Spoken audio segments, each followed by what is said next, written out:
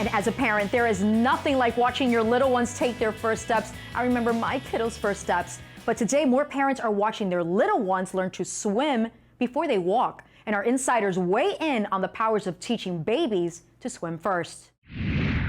How soon and how early should children start learning how to swim? Well, we spoke about that, and they were talking about, I think, 1-year-old was pediatrics. Yeah, the American Academy of Pediatrics came out with the most recent prevention of drowning statement in March of 2019, so hot off the press.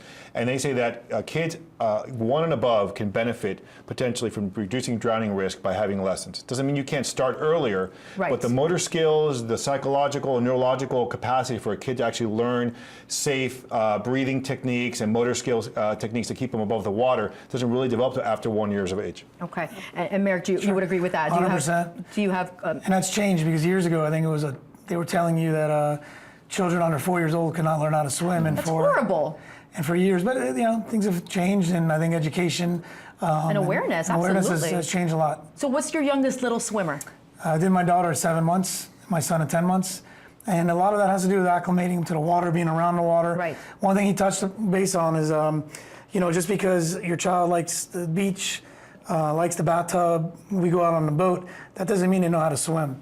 So everything changes when the swimming lesson is totally different from all those water activities, because a lot of times when the children have their feet on the floor, they know they're safe.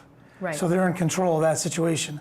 So when we do our swimming lessons, when their feet are not touching, changes everything. And that's how you have to learn how to swim. Okay, so what are you exactly teaching them in swim class besides learning how to swim? Let's start with the swimming aspect, but what other things are you learning? So a lot of things, the way we end of our lessons are, we walk over, whether it's a deep end, a shallow end, we're gonna actually take the child, release them in that area, and make sure they can get back to the wall.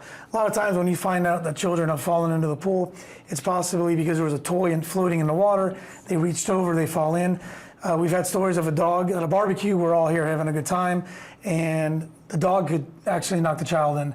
And there's just, the child are exploring, and a lot of times that's what's going to happen. It's going to be right there where that wall is. So how do you know what's a good class? I remember looking for a swim teacher when I first moved back here, and I went to one and wanted to teach bubbles for the first 2-3 classes, and I said, no, I'm not here to learn bubbles. I'm here to learn how to swim. So how do you find a good class? I think now with nowadays with social media, do your homework. Ask. There's a lot of forums, I guess, that moms and parents are talking on, and really find out who has the best experiences, and find out a program that fits you and that you have heard and reviewed about. Okay, and that's the best. I want to talk about something you mentioned earlier, which you said, and Dr. Mendoza said, you're always learning how to swim. You said you even have your kids still, and you said 13 and 13 and 15. 13 and 15. So how long should you be swimming? Should you be doing this? A lot of parents say, oh, summer's coming, let's do a refresher.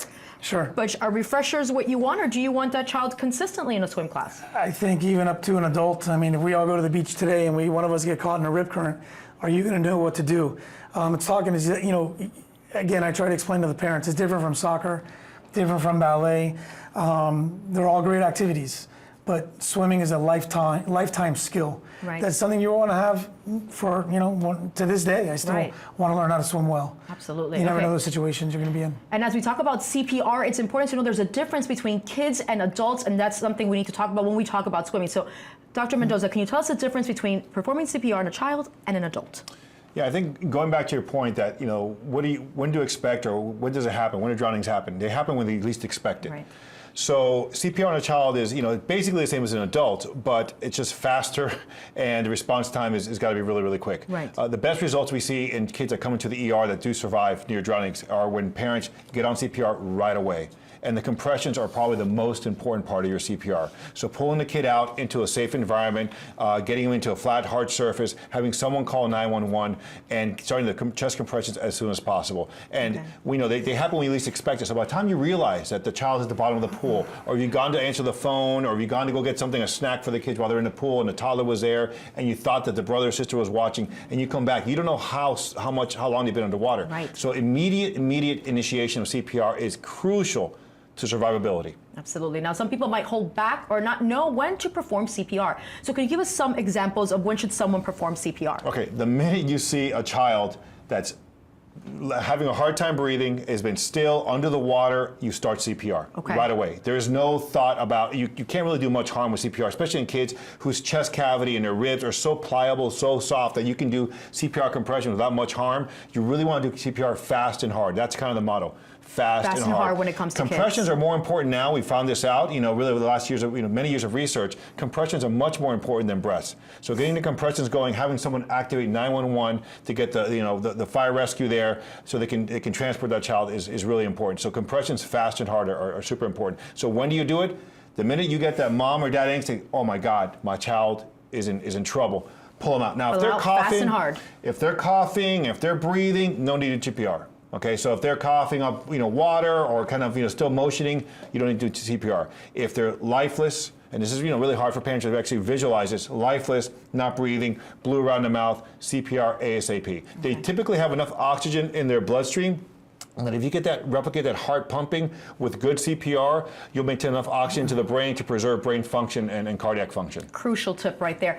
Merrick, before you go, I do want to ask, you actually do swim classes at West Kendall Hospital, correct? Or at a Baptist? location that's nearby. Okay. Yes. We work along with Baptist Hospital.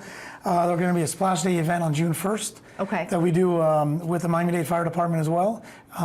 We have some community partners, and we actually do a mock drowning, and it kind of really hits everybody there, and you see how the 911 process starts. And just like what he said, getting the person out of the water, call 911 and start CPR. And it doesn't always have to be just for children. I mean, you can even teach a child or even teenagers. Say one of us have a heart attack or something happens to us in the water, the children can actually help save us. And in addition to swimming and CPR, there are several tips to be safe near water. That includes supervision, creating barriers, and emergency preparedness. For more tips like these, visit us online. Remember, if you have a question, please reach out. You can send us an email by visiting our website, allhealthtv.com, or give us a ring, 855-796-4475.